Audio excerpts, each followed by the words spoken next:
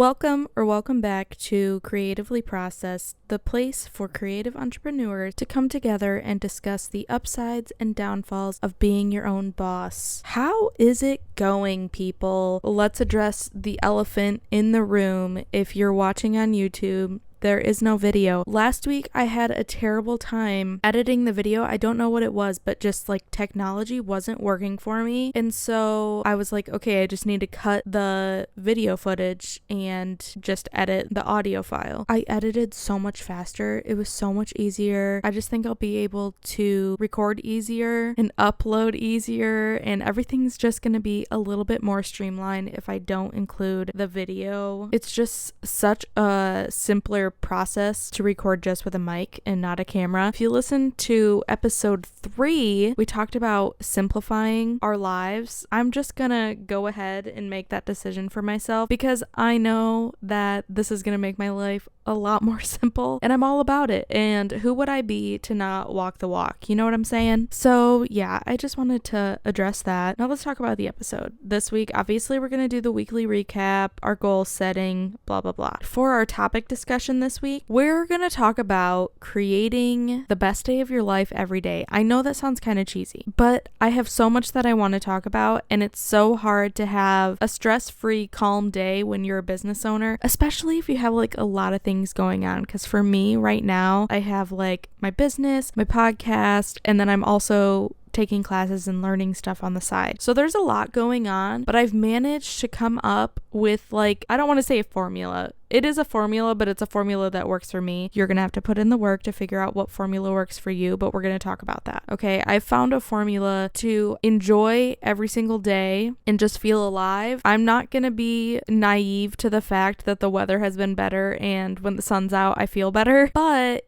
even today, like today it's so gloomy. Yesterday was 72 and sunny, and today is so gloomy and it's snowing out. But I'm still having such a good day, and I feel inspired and good and happy and wonderful. So that being said, that's what we're going to talk about. And I'm going to have journal prompts again, obviously, to help you apply all this to your life. All right, let's start this weekly recap. For my work this week, I honestly was really focusing on just letting the creativity flow freely and not forcing it, because that's important, but also doing all of the things to help it flow freely. I did some store searching. I've been working on my wholesale inventory. For some reason, I've kind of had the inspiration to do some painting. I haven't done it yet, but I've been really feeling it. I have a big set of gouache paints that I love, and I really want to use them, but I don't have any watercolor paper, so I need to get some watercolor paper. And then I really want to get into that again because it's very, very therapeutic. I love the texture of gouache. I love how it paints, so I want to get into that. I think it's really fun too because I can take the painting and then create it into a digital piece and then use it for X, Y, and Z on my website. So that's an idea that I've had, something that's been kind of calling to me. I also created a new piece of art. If you haven't checked it out, it's on my Instagram. It's a piece of art that says "Come Together." The whole inspiration behind it was because I had a Zoom meeting, class session thing with 3 different amazing women of all ages, and it was just a wonderful time. We had such a good conversation. We all left feeling energized and rejuvenated, and it was wonderful and awesome, and it totally inspired me to make that artwork. So that's kind of the backstory behind that. There's more to it, but I don't really want to dive all into it because it's kind of personal. That's that. Go check it out. Okay, for media, my best friend who lives in Colorado loves reality TV. I am not a reality TV person, really. I do enjoy, like, I enjoy the Kardashians. I'm not gonna lie, like, that's something I'll watch. My best friend who lives in Colorado loves reality TV and has convinced me to watch Love is Blind. I watched the first season. It took me a while to watch because I try not to really watch that kind of stuff until I'm turning off for the night. So So I've been watching that before I go to bed. Season 1 was good, but my friend said that season 4 was tea. So after season 1, I started season 4. I think I'm on episode 3, and then I know that the 6th season just came out. I don't know if I'll continue to watch it after season 4. We'll see. It is entertaining, but it's not what I typically go for. We watched our American Idol episode, obviously. That's really all the TV I've been watching. I just haven't been into it. What I have been into is watching TikTok lives. There is a TikToker that I just really connect with, and I love having her in the background while I'm working and cleaning and literally whatever I'm doing at the time she's on live. The vibes are just better. So I love that I found her. As for music, I've been listening to a lot of early 2000s alt pop rock. I don't really know what category it falls into, but like Matchbox 20, Third Eye Blind, the Goo Goo Dolls, you know what I'm talking about. I guess some of that might be 90s. That's just the music that makes me think of my fiance. The vibes are immaculate. That's all I have to say. The vibes are immaculate. As for books, I don't know what happened, but I had like a flip. I'm kind of out of the fiction phase right now. I don't really feel like reading fiction. I'd rather read nonfiction. I've been reading a little bit of Becoming Supernatural. So yeah, reading nonfiction books, listening to more podcasts. I've been falling asleep listening to podcasts like every day this week. Maybe the information will slip into my subconscious and I'll be better for it. I don't know. But last night I woke up when my fiance got up for work. He gets up at like 2. Well, his alarms start going off at 2, but then he doesn't get out of bed until I don't know what time he gets out of bed. I'm asleep. But last night I woke up when he got up and I went to the bathroom and I'm coming out of the bathroom and he looks at me and he's like, "Did you sleep with your AirPods in?" I was like, "Yeah, I was listening to a podcast." Mind you, I'm like half dead because I'm just so not awake. It was just so funny. But yeah, that's what I've been doing. By the way, it hurts my ears really bad if you were wondering. I have the 1st gen AirPods and they just hurt my ears so bad. Definitely need to get some AirPod Pros, but is it AirPod Pros? I will never get it right. AirPod Pros, yes, they're AirPod Pros, and then there's AirPod Maxes. I want the AirPod Pros. So that's the vibe for media. All right, let's go on to goals. My goals for this week, I want to continue reading Becoming Supernatural and actually make some progress on it, and then I'll be able to give you some tidbits from that. But for now, I just got to get it done. I want to keep up with the routines that I've been setting into place, which I'm going to talk more about later in the topic discussion. We'll get into that. And another goal I have is to schedule out March as far as content and just like schedule in general. I've got a lot to balance with the kids. There's 3 kids who are in school, and then obviously meetings, pop-ups, all that type of stuff. Even though, you guys, I haven't done a single pop-up this year, I have to replenish my inventory. I've talked about this, but something about me is just not being called to do that. Like, I'm not excited to go to a pop-up right now. I don't know what it is. I don't know. I know there's something. I have to do some digging and figure out what it is. And it's not that I'm opposed to it. I just, it doesn't sound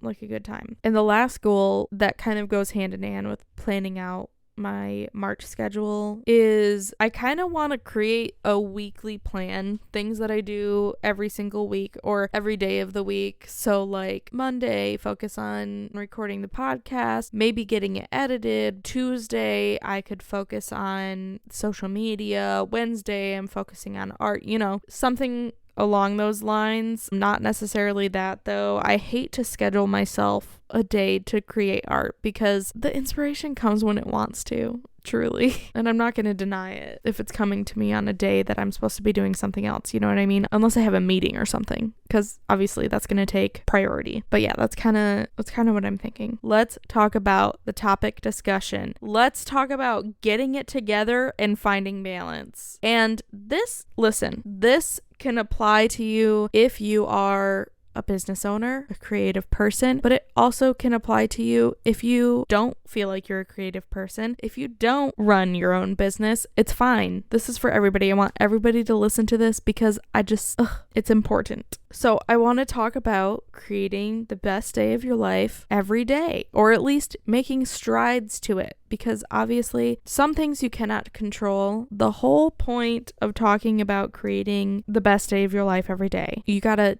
take control of your freaking life. You know what I'm saying? Like I said, things happen that you can't control, and that's fine. We're here to figure out how we can design our life to fit our needs and increase our happiness. Okay, so I'm going to give you all of the advice and all of the things that I have found helpful to creating amazing days for myself. We're going to just talk about how to kind of change your stinking life today. The first thing that has changed my life is identifying hard things that you have to do and doing them first thing in the morning. For me, it's dishes. It's not that doing dishes is hard. It just weighs on me so heavy and it drives me absolutely nuts. So the first thing I do is clean up any dishes that have been left over from the night before. And then I tidy up my living room and make my bed, tidy up my room. Okay, that's the first step of the day, because then I have a clean kitchen, I have a clean living room, and I have a clean bedroom. And by opening up all that space, it makes room for so much more energy to be inspired, to be creative, to like not worry about that weighing down on you, because then you don't have that tiny little voice in the back of your head that's like, you need to do the dishes, you need to pick up this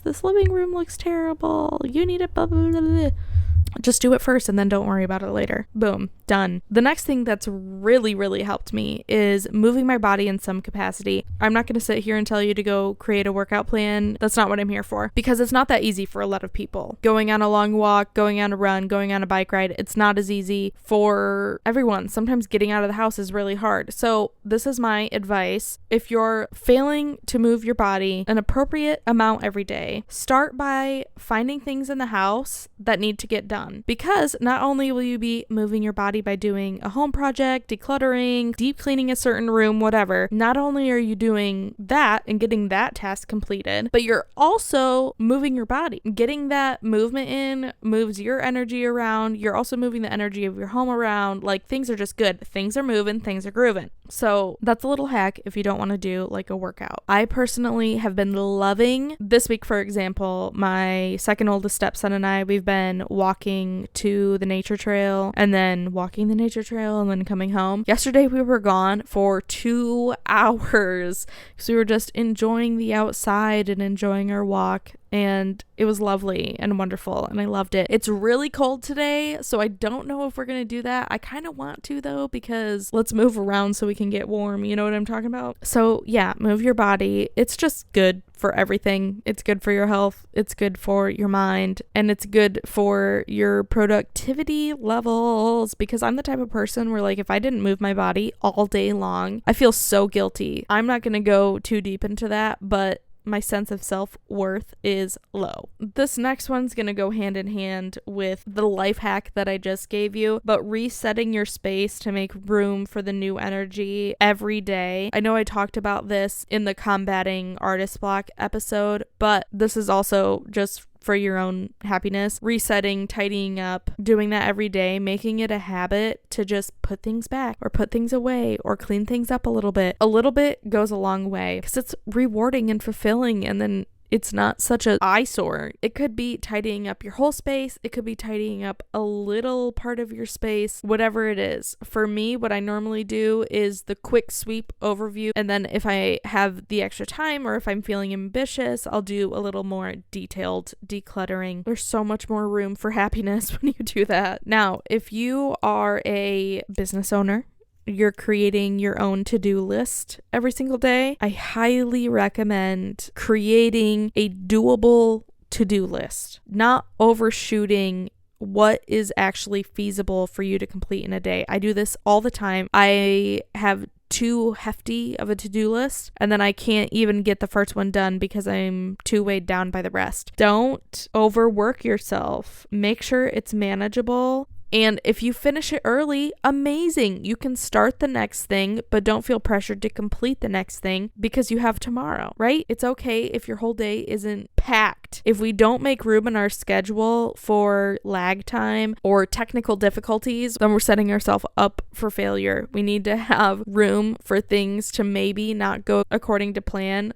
and have room for flexibility. Otherwise, you might as well just crumple the to-do list and throw it out because it's not getting done anyway. Next, when you are working, highly recommend turning off your distractions. Now, I'm the type of person, I love to have stuff on in the background. I have switched. Now, this is why I like to do a podcast every single week, because recently I've stopped letting my background noise be TV, and sometimes I'll let it be, the live, which is a screen, but normally I'm not looking at the screen, I'm just listening. Or I'll listen to a podcast. I found that as soon as I put the visual aspect of a form of media in my range of view, that's where the distraction comes in. The focus goes down. So eliminating your distractions as much as possible and keeping a promise to yourself to complete the task that you have signed up for that day. Same goes for prioritizing tidying your room or getting those hard things done first. Eliminate your distractions so you have more room in your mind to complete what needs to be done. The next one I'm really excited about because I don't know if I've coined this term, but I couldn't think of any other way to put it. I'm calling it alive activities, okay? Doing something that makes you feel alive every single day, something that makes you so happy and excited. I've been making it a priority to pick one alive thing to do every single day. For instance, the other day, I really wanted to grill. To be honest, my fiance does the grilling. It's a time where we work together the most in the kitchen, because otherwise, to put it into perspective, our kitchen is pretty small and the layout doesn't really make sense. So typically when we're making dinner, it's either me making dinner or it's Josh making dinner. But when there's grilling involved, we're both cooking, because I normally take care of, for instance, if he's making burgers, I'll cut up the vegetables to go on the burgers, and then I'll get the sides going or whatever. It's a separate but together thing because he is always coming in and out of the house, so it's not like we're completely alone, but it's just a fun collaborative thing, and we always have the best time grilling. That's an alive activity for me. I just love doing it. Also, going on those walks and having a good conversation with Jason. He's my second oldest stepson. It's always so good, and then we get back and we're in such a good mood and we're ready to take on the rest of our day. It's lovely. So I've been implementing one of those things every single day to just give my days a little bit more oomph. I also find it incredibly important to do some inner work and self-reflecting every day. And this doesn't have to look the same for everybody. You could be doing some sort of religious or spiritual practice, praying, meditating, whatever works for you. Journaling. I feel like inner work is a form of self-care, which is another point that I have made. Doing some form of self-care every day.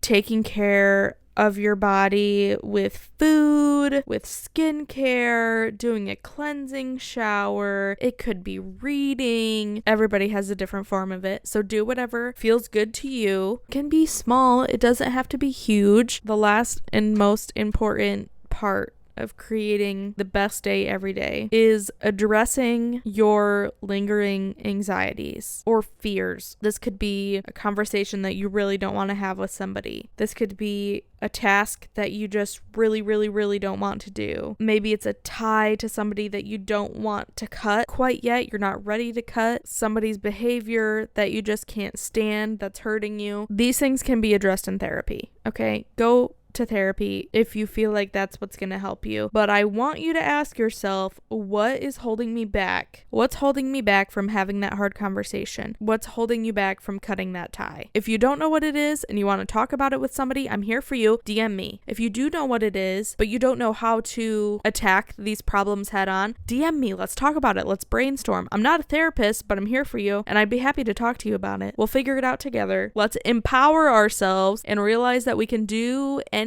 we put our mind to, that our anxieties and fears are limiting us from taking action on doing things, and that's not fair to you. And if you do reach out, I will be empathetic to you. Don't worry. I will feel for you, but also I'm going to say it how it is. Sometimes that's just what you need to hear somebody with an outsider perspective, seeing it clearly. Just call it how it is. And sometimes that's really hard and we're not ready for that. So if you don't want to hear how it is, then just refrain. But if you do want to hear how it is, I got you. But what I will say is oftentimes we will seek guidance from others or advice from others, but truthfully, we know what we have to do. It's within us. Sometimes we need some help to uncover what it is, but deep down, we know what we have to do. We know what's good for us. And if you need a little kick in the butt to get there, that's fine. Let's kick you in the butt and get you there. I just think that it's something that a lot of people struggle with, and I want to help you feel empowered to not be afraid to do those things, to not be afraid to take action on the stuff that needs to get done. Now, I want to share with you my ideal day, because if I check off all these boxes in a day, I feel good. First thing is to wake up and do the hard thing, making the bed,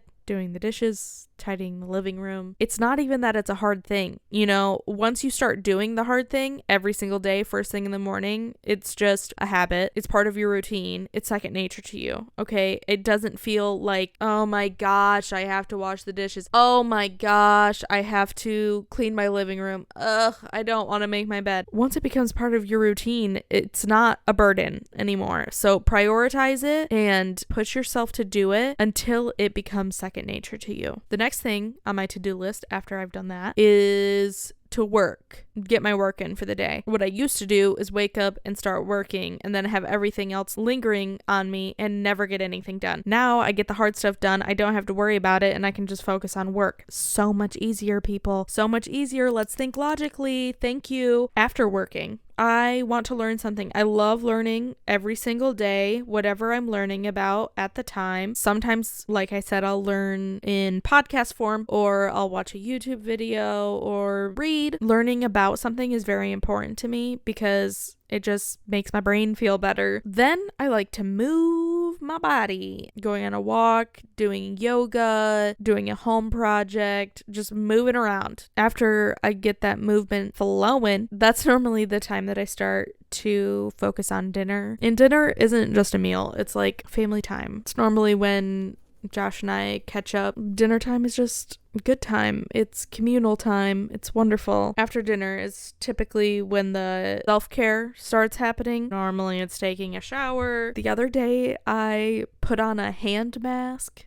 Have you guys ever done a hand mask? It was a weird experience. I put my hand into these gloves that had lotion in them. It wasn't even good lotion. It was like a dollar store hand mask, but it felt so weird. And then while I'm doing my self-care, that's normally when I enter relax mode. I always have a little bit more alone time at that point because, like I said, my fiance gets up at 2 a.m. He goes to bed at 9. Then I have a couple of hours to kind of chill and unwind. The last part of my ideal day is to go to bed at a reasonable time and fall asleep. That normally does not happen. I have a hard time with that one. I don't know what it is. I'm a night owl. Some days I wake up at 6 a.m. and I still can't fall asleep until 1 the next day. It's ridiculous. I'm especially that way when I have new ideas, new things that I want to do, because I just get so inspired at nighttime, and it's incredibly inconvenient if you're curious. But my ideal day would be me cozying up at 10:30 p.m. and falling asleep and just being zonked until I have to wake up the next day. Okay, the moment we have maybe all been waiting for. The moment I have been waiting for. The journal prompts. Do these journal prompts. If you haven't done them in the past, I encourage you to do these because they should apply to every single person. The first journal prompt is, what tasks are weighing on my mind? Give me a list, okay? Write down all of the things that are weighing on your mind that you have to do. After that, if I could check one thing off my list, what would it be and why haven't I done it yet? We're calling ourselves out today. All right. Next is my ideal day looks like. List it off, baby. Morning to night. What does it look like? What are you doing? What are you getting done? What are the things that you're implementing that make you feel good? And the last journal prompt is a fun one. Make a list of all of your alive activities. What makes you feel the most alive? And figure out how you can implement that into your life. Let's do a recap. Do your hardest things first thing in the morning. Move your body in some capacity. Prioritize your workload if you have control over that, of course. Turn off distractions. Do your alive activities. Do some inner work. Do some self-care and address your lingering anxieties. Once again, my DMs are open if you want to have a personal conversation about it. I'm here for you. I want to talk about it. Let's do it. Let's figure out what's going to work for you. Let's make a plan. That's all I have for you this week. Thank you so much for tuning your beautiful little ears in. And don't forget to follow, rate the pod, like the pod, whatever. Do what you got to do. Engage. Follow on Instagram and TikTok. And yeah, I think that's everything. I love you so much, and I will talk to you next week.